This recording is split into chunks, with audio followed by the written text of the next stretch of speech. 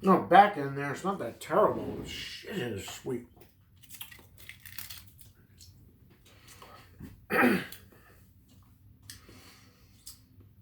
Was talking to the Overlord about this. I think she's right. I think it's a lot of nougat in there. Overlord's not stupid. That's nougat. That it's not backwash, whatever the hell it is. That back taste, like you get one in the beginning and then you get one at the end when you eat stuff. That back one's good. It is real sweet.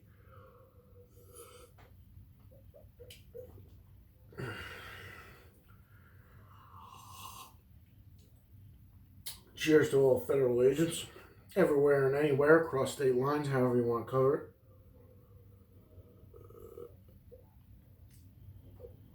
Let's get to the meat of what we're talking about here. We're talking about True Detective Season 1.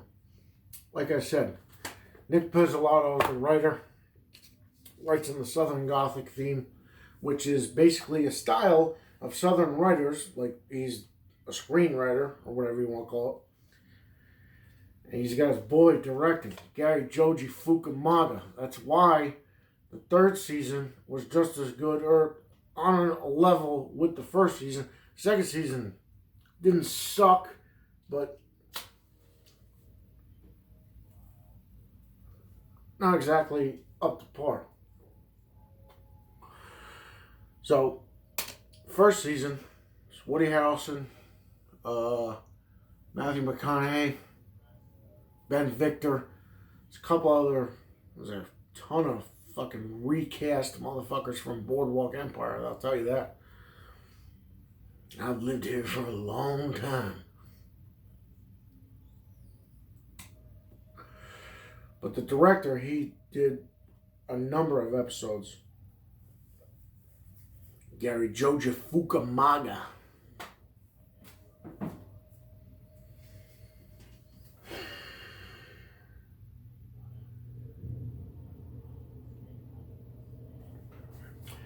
If you're talking about True Detective Season 1, you have to turn your attention to the episode Who Goes There? Also known as the Crash episode. Let me tell you something. In the beginning, or in the middle of that, he takes a big old gank right off the top. Just to prove. It wasn't even proving a point. He was just... There's got to be some other way to do this. Yeah, it's also television. He goes to see the Iron Crusaders and all that. That's... Come on, Crash, do this shit with me. I'll put you in touch with Miles. The show was excellent. So, in that episode that I'm talking about, they have what they call an unbroken shot. Now, if you don't know what I'm talking about, or you want to pretend or act like an imbecile, think of the movie Goodfellas. When he goes in the back way, because it's better, when he sees the guy eating the sandwich, the couple making out, and he goes through all those like kitchen workers and stuff, that's an unbroken shot. There are no cuts in that shot. And that's just going through basically an interior space. Scorsese did it, and you know, everybody copies off everybody, so Gary Joji Fukunaga, you know, with Nick Pizzolatto's input, and Matthew McConaughey acting like a fucking crazy guy, and pistol whipping the piss out of fucking Ginger. He pistol whips the hell out of that guy and does all kinds of crazy shit to drag his ass through, and it's one unbroken shot. Be monitoring the Beaumont police channels. I'm the only one that's gonna call. Keep the shit charged. One unbroken shot. It's masterful. I mean, you know, what they see, like all the fucking stuff. I mean, and he pistol whips the piss out. I mean, steel on bone again and again and again and again, like he was a son of a bitch bastard. And he was. Matthew McConaughey put the steel to that guy's face more times than he needed to, but I guess he had to.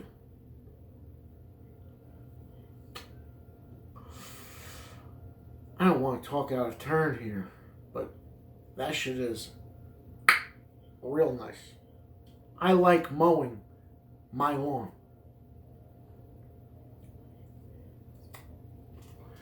He comes in there, and Rust Cole has a wife beater on, and he's returning the favor, and he's doing all this other shit to make him seem like nonchalant. He ain't nonchalant. He was having an intimate conversation with his wife without a shirt on, and Marty came in and saw it. That's why he said this. I like mowing my lawn. You don't need to ever mow my lawn again.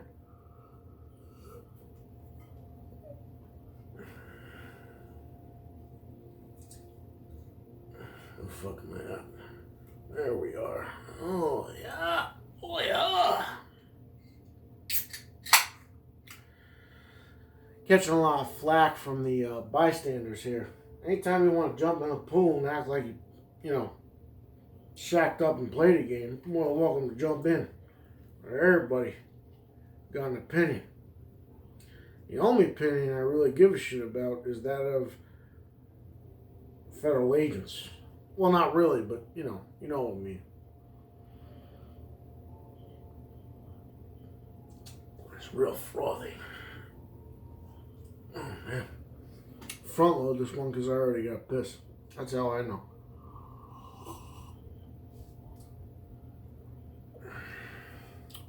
The interaction, True Detective does a lot of things good. Throughout the series, season 1, season 2, season 3, whatever you want to call it. But they do a lot of work in the car, and that's where I really like Marty and Rust. I'm what they call a pessimist. What does that mean? I'm not good at parties. That's, I guess. But he's, a realist. He's talking about a psychosphere and all this other shit, and Marty is just bewildered. Might as well be speaking Greek to him.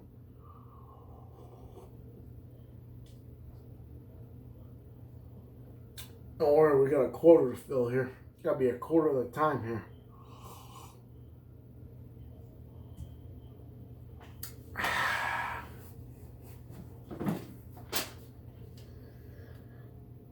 Who goes there? Well, it's a good episode. Episode 4, Season 1, True Detective. If you haven't seen it, you need to see it. And you need to see Seasons 2 and Season 3. You need to see all of them. Colin Farrell, Matthew McConaughey, fucking Woody Harrelson. You know that son of a bitch? His father was a hitman and was somehow involved in the JFK slaying. I'm not saying he did it, but look it up. You know what I'm talking about?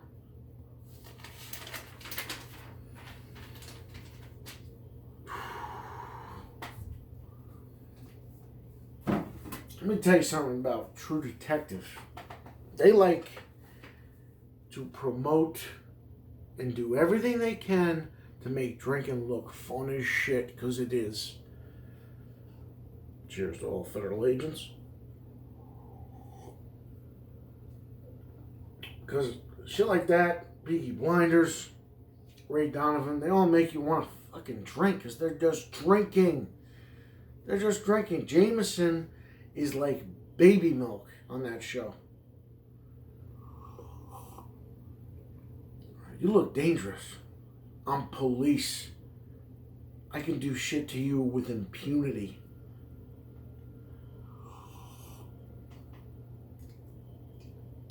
Whoo! Federal agents didn't catch that one. Call from a 212 ending in a 6500 number. Come see me, leave a number, I'll call you back. Don't leave a number, I'm not going to call you back.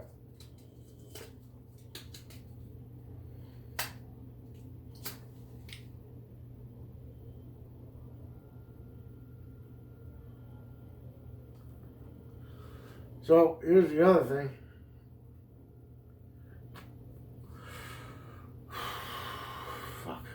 forget what I was going to say.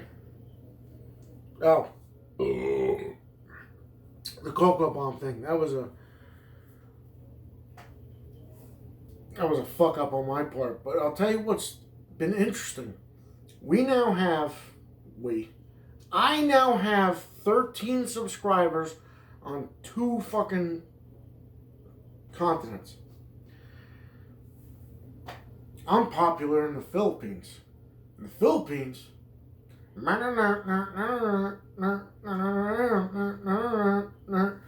okay, if you also want to see a good documentary, watch Of Mics and Men, Wu-Tang documentary on HBO. Yeah, so I'm popular on 2 countries. I got 13 subscribers, or at least the channel does. And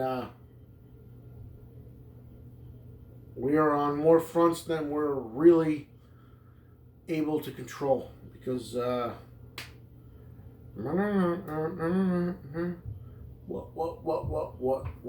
Yeah. You gotta watch the humming. Can't have it. Isn't that right, Birdface? I blew smoke on him just to piss him off. Oh yeah! Oh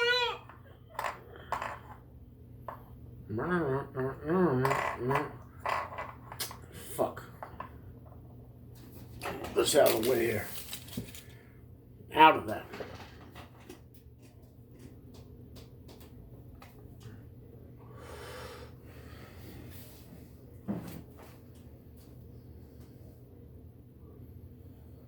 Oh boy. When he goes in that evidence room and I'm talking, it looked like a shovelful. It looked like a 2-gram bump. That guy wasn't going in for seconds or thirds. He took the 3rd, the 4th, the 5th one, and the 6th one all in that scrape with that knife. He had it on a tip of a knife where it was that long and that high. And it was it's got to be an easier way than this. He took a yank.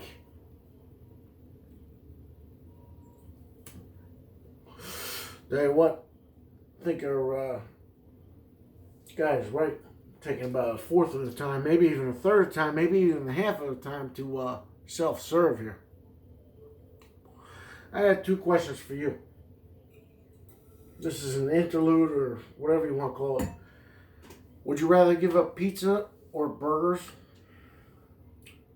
And how do you view humor? Overlord says it's to serve others. You use humor as a tool to serve others. Me personally, I find humor to be a tool that I self-serve with. Because when I'm funny, I'm funny.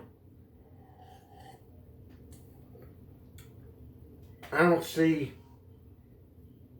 or give a shit really what about they think. It's what I think because they think. That doesn't make sense. Jesus Christ, I sound like fucking Rust Cole here. Ugh.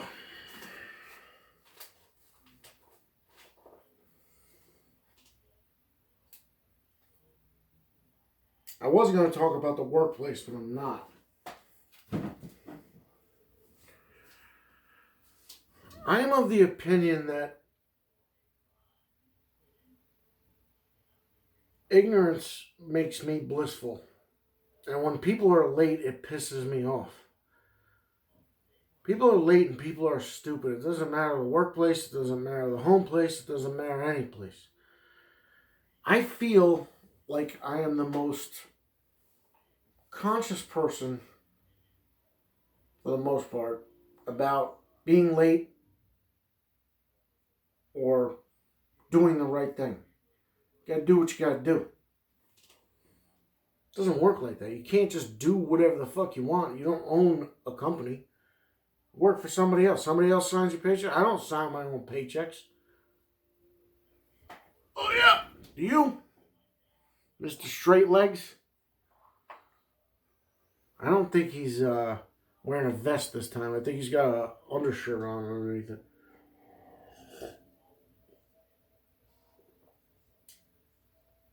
Can't be late when you're working for somebody. Can't be late. Well, in all honesty, you can be late, but there's got to be repercussions for it. There's got to be consequences. There's consequences for everything. Can't be late. That shit is bullshit. Oh, no, I was late because my hair was on fire and I had to, stuff the gerbil on my ass. It doesn't work like that. Now I'm hamming it up. Ugh. Funny is funny. Funny needs no preamble. Funny is just funny. Oh, boy.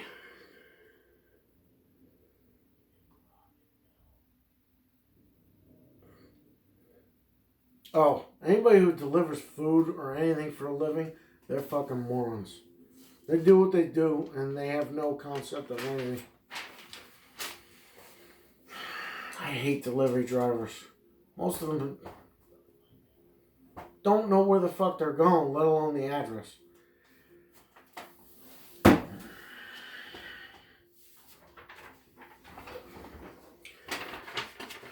You know what pisses me off is we got sponsors, and I gotta read this shit because, someone somehow might get offended some way. Birdman Industries is a privately owned landscaping, excavation, and contracting powerhouse operating in the North Jersey area. Having an unorthodox understanding of the time-space continuum, the company is renowned for its craftsmanship and ability to tackle a wide array of complex jobs. Birdman Industries utilizes painstaking attention to detail and a vigilant drive to complete any and all missions. Inquire today for your free, no-hands consultation. Birdman Industries. Ideas that made people say, what? Not to be confused with Berkman Industries.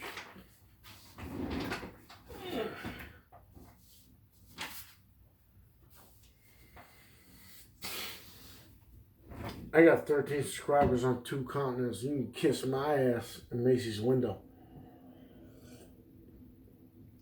Cheers to all federal agents.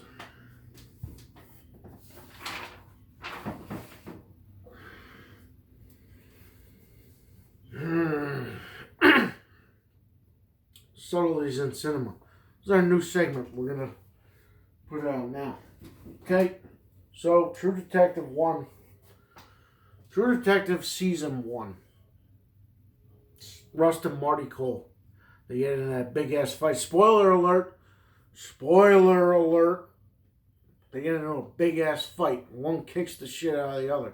Well, they kind of kick the shit out of them both. Themselves, bothly. As much as that may or may not seem. Ooh, I front-loaded this one too much.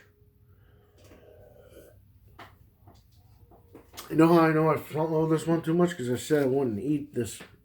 But I gotta go. Soon. Not now. It's stuck.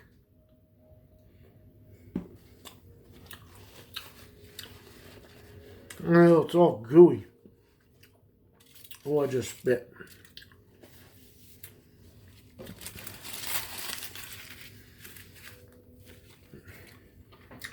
It was nasty. Raw and uncut from the bowels of the basement. Deep in the Sasquatch den.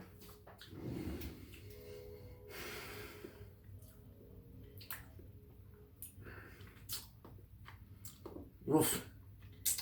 It is way too gooey. Chocolate's not bad. The inside's not as bad as I thought it would be, but Jesus. Why would you subject yourself to that? It's just... Ugh.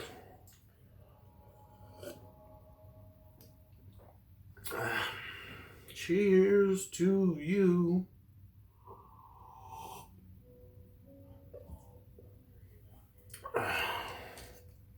Okay.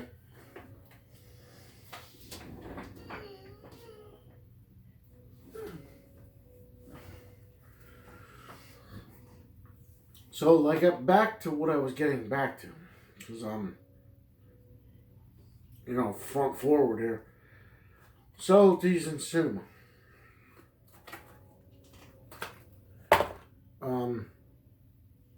True Detective Season 1 takes place in 95, 2002, 2018. When he goes back and he tells him to buy a beer, his taillight is still broken. After he threw Marty hard. Marty's like, oh, did you take it easy on that? No, he didn't. He kicked the shit out of him.